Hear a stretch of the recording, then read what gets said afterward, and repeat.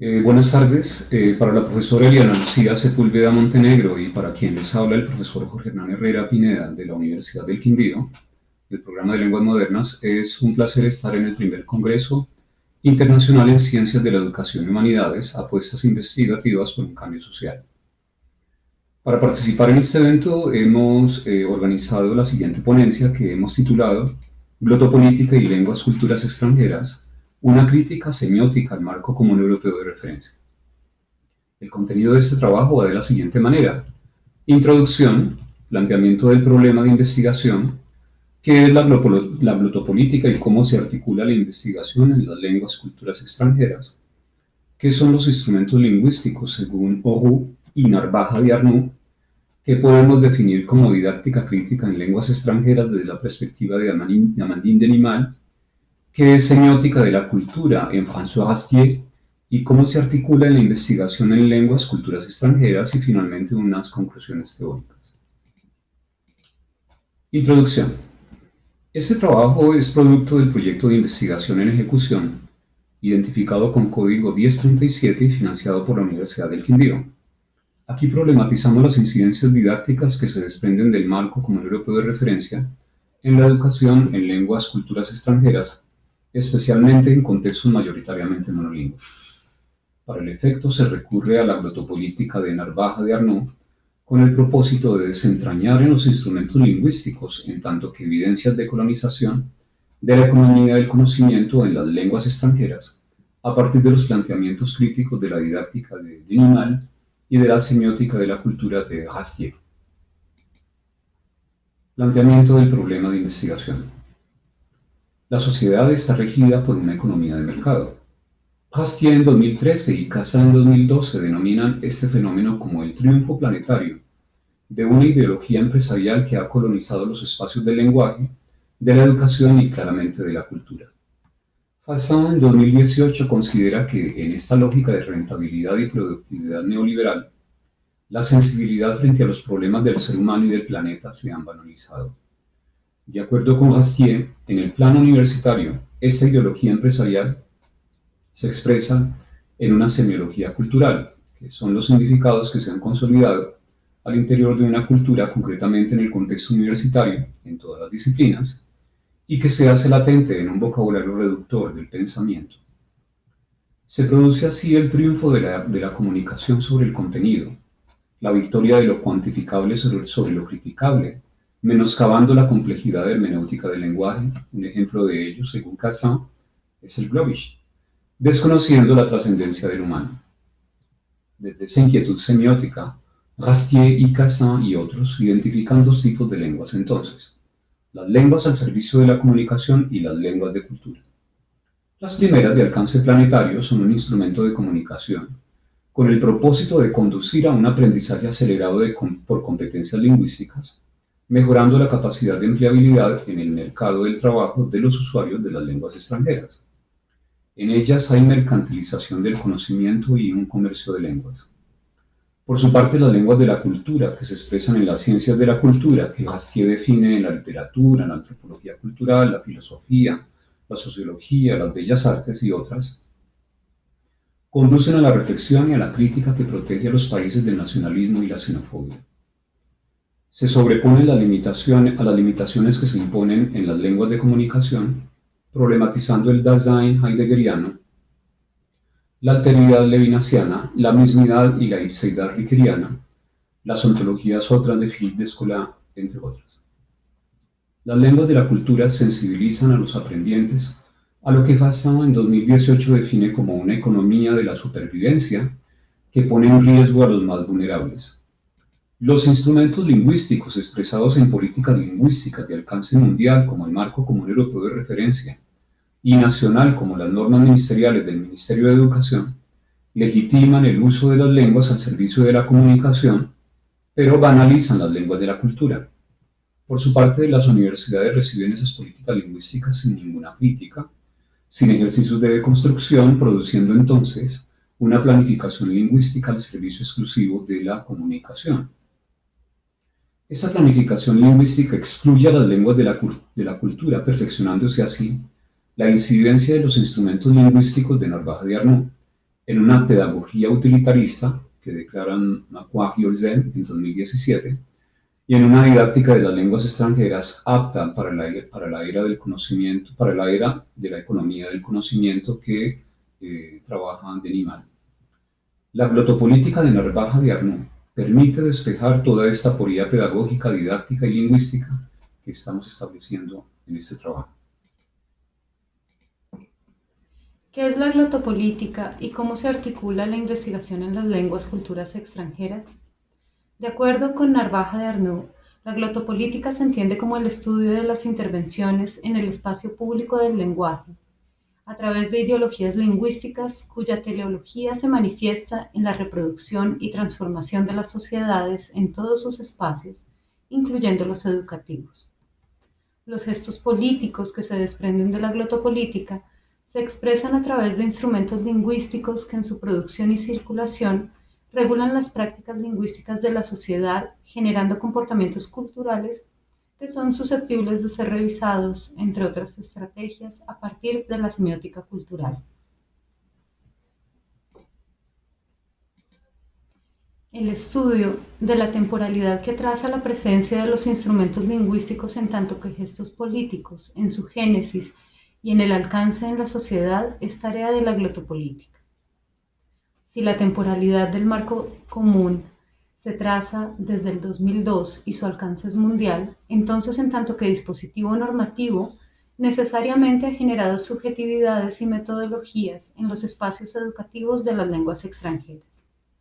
Si se entiende que el marco común europeo es un gesto político en el campo de las lenguas extranjeras y consecuentemente se lo percibe como un instrumento lingüístico con una génesis eurocéntrica, con una capacidad de circulación mundial, entonces ese instrumento debe revisarse desde la glotopolítica, lo que la constituye en un diseño de investigación en lenguas extranjeras. ¿Qué son los instrumentos lingüísticos según Awood y Narvaja de Arnaud? Sylvain Awood define en primera instancia los instrumentos lingüísticos como objetos técnicos o artefactos que circulan en la comunidad como medios para expresar el saber metalingüístico, es decir, entre otros, las gramáticas y los diccionarios, manuales de traducción, ortografías, retóricas, estilos de autores, ensayos, antologías escolares, programas escolares, resoluciones de política lingüística y textos literarios, entre otros. Para Narvaja de Arnaud, por su parte, son definidos como prácticas discursivas que intervienen en el marco social, concretados en dispositivos normativos cuyo propósito es regular las prácticas lingüísticas de una comunidad específica, modificando el espacio del lenguaje.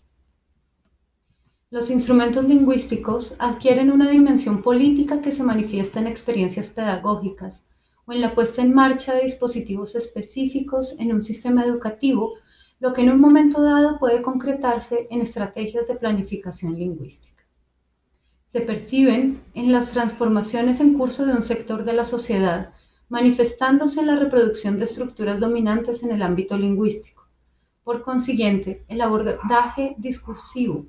desde una perspectiva crítica es fundamental en la revisión de materiales que categorizan regularidades, asociaciones, fenómenos periféricos y que constituyen el acervo documental que caracteriza a los instrumentos lingüísticos. Los instrumentos lingüísticos son así propuestas con una fuerza de norma de circulación global, por ejemplo, el marco común de referencia, nacional como las normas ministeriales, local como las normas institucionales y grupal como las prácticas pedagógicas docentes, discursos escritos y orales de docentes y de estudiantes. En los instrumentos lingüísticos se reconoce una dimensión política que llega a afectar subjetividades, produciendo, entre otras cosas, la atmósfera intelectual de las instituciones que se advierte en reflexiones lingüísticas, paradigmas de investigación, por ejemplo. Los instrumentos lingüísticos, de una u otra forma, jerarquizan el valor de las capacidades de los individuos e imponen la conformidad que establece la homogeneización de una práctica lingüística específica, por ejemplo, los niveles de referencia que establece el marco común. ¿Qué podemos definir ahora como didáctica crítica en lenguas extranjeras desde la perspectiva de Amandine Denimal? La didáctica crítica tiene sus primeros inicios en los trabajos de la teoría crítica de la Escuela de Frankfurt y en la pedagogía crítica de Paulo Freire.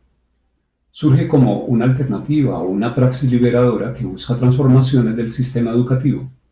con matices políticos y en procura de la emancipación y autonomía del estudiante. Según Rodríguez Rojo en el 97, la didáctica crítica es la ciencia teórico-práctica que orienta la acción formativa en un contexto de enseñanza y de aprendizaje mediante procesos simétricos de comunicación social desde el horizonte de racionalidad emancipadora. En el campo de las lenguas extranjeras, de acuerdo con Denimal en 2017 y por cuenta del Marco Común Europeo de Referencia, se ha valorizado el proceso de enseñanza y de aprendizaje de dichas lenguas a través de certificados que obedecen a estándares internacionales y al enfoque por competencias.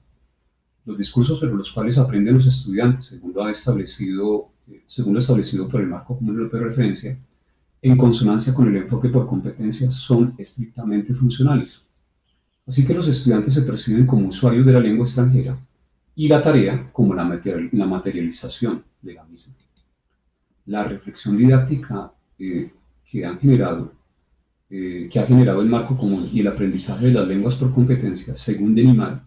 ha producido metodologías comunicativas y accionales que encajan dentro de lo que la autora denomina la economía del conocimiento. La economía del conocimiento se entiende como la promoción del saber hacer en detrimento del saber, promoción e instrumentalización del saber ser y de la interculturalidad bajo la forma de una garantía ética que se ajusta a la racionalización de la realidad del ser desde una óptica empresarial.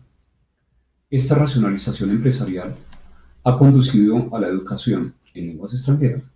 a una instrumentalización de los profesores y estudiantes, produciendo una obliteración del sentido que tiene el ser que aprende por sí mismo. La economía del conocimiento se constituye en un ethos por las competencias difícilmente discutible, constituyendo la paradoja de la reificación del humano, según Fabre y Denimal. Rastier, citado en Denimal, afirma que la educación se ha convertido en una forma de comunicación que se comprende como transmisión de la información, cuyo proceso de modernización va al ritmo de las nuevas tecnologías de las que ella se sirve. Consecuentemente, el lenguaje se convierte estrictamente en un instrumento de comunicación, con lo cual las lenguas se reducen a una función comunicativa, de manera que se afectan las subjetividades de aquellos que el marco común denomina los usuarios de esas lenguas. Con la presencia del marco, según Denimal, la didáctica de las lenguas extranjeras se hace permeable a esas concepciones reduccionistas a las que hacen alusión Fabre y Rastier. Esta posición crítica de Denimal por cuenta de lo que denuncia Rastier, Fabre y otros,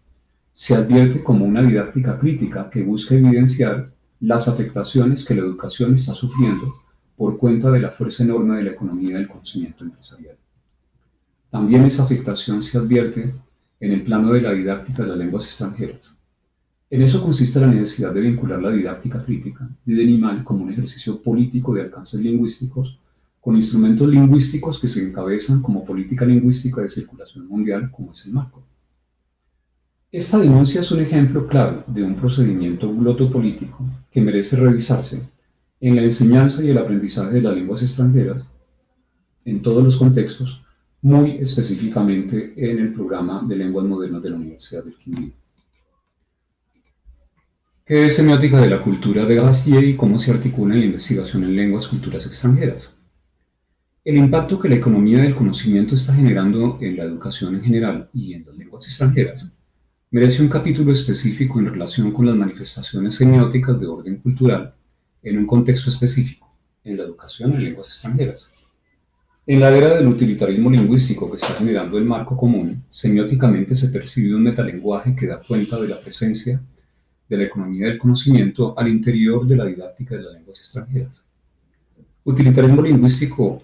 del aprendiente que gestiona las competencias de la lengua, saber hacer por procedimientos, competencias, proyectos, objetivo, ingeniería de la formación, procesos, procedimientos, transferencia, operación, activación, dispositivo, red, repertorio y otra serie de términos que dan cuenta de esta semiología.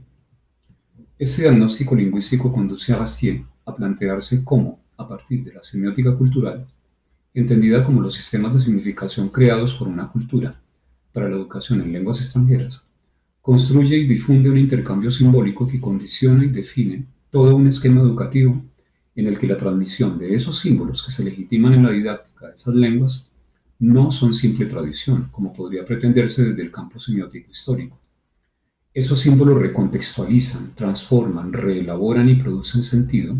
a las prácticas pedagógicas y didácticas en las que se enseñan y aprenden las lenguas extranjeras en la economía del conocimiento. Esos mecanismos semióticos de orden cultural no son otra cosa que manifestaciones glotopolíticas de las consecuencias que el marco común está generando en las subjetividades de quienes aprenden lenguas extranjeras, todo ello en el marco de una enorme política lingüística elaborada desde Europa para el mundo, origen y circulación, lo que se comprende bajo la lectura en clave de glotopolítica. Conclusiones. Es importante entender el impacto que políticas como el Marco Común Europeo de Referencia han tenido en la construcción y reformulación de los planes de estudio que involucran el conocimiento de las lenguas culturas extranjeras. Parte de esta comprensión pasa por identificar y analizar cuáles son los mecanismos semióticos en cuanto a representaciones glotopolíticas que son transmitidas en un contexto de economía del conocimiento. Como profesionales en lenguas culturas extranjeras, es preciso que entendamos el impacto de la instrumentalización del conocimiento y de la lengua en nuestra área de estudio, retomando elementos de análisis que nos permitan dar cuenta del contexto sociohistórico en el que los cambios están teniendo lugar, y así de manera crítica, contrarrestar o proponer otras formas de enseñanza que le den al ser un lugar que le permita expresar su complejidad en el mundo. Muchas gracias, Jorge Hernán Herrera y Eliana Lucía Sepúlveda.